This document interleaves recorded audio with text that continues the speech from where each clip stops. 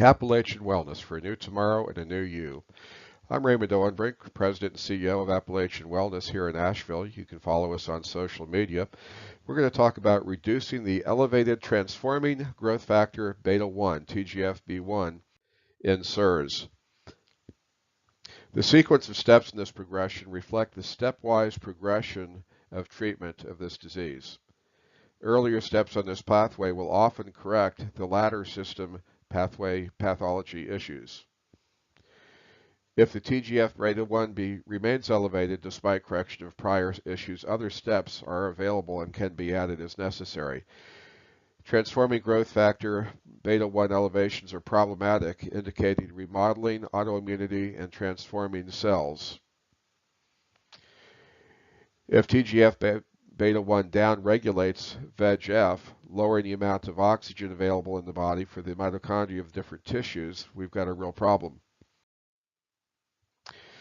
TGF-beta1 elevations cause anti-neutrophil cytoplasmic antibodies, ANCA levels, to rise, reflecting cellular immunity and producing adverse effects on the brain, tremors, multiple sclerosis, learning disabilities, the lung, potentially lethal pulmonary hypertension, and the immune system, worsening autoimmunity and dysregulation. TGFB1 tends to really affect the lung, liver, and skin. So a lot of times you'll see like eczematous fibrotic sort of plaques that form on the skin. That can be an indication also of how somebody is doing with their disease.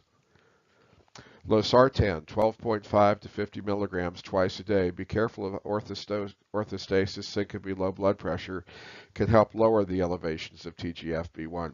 Losartan is a blood pressure medicine.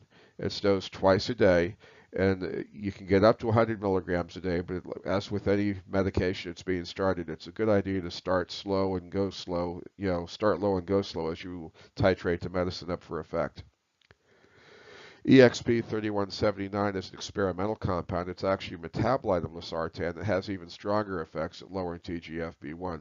It should be noted too, losartan is the only angiotensin receptor blocker, ARB, that has been associated with this effect on TGFB1.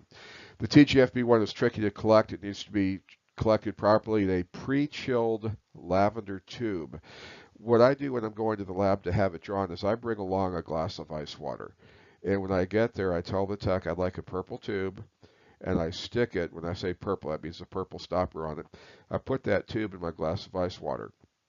And what happens is the ice water pre-chills the glass tube very rapidly due to the specific heat of water.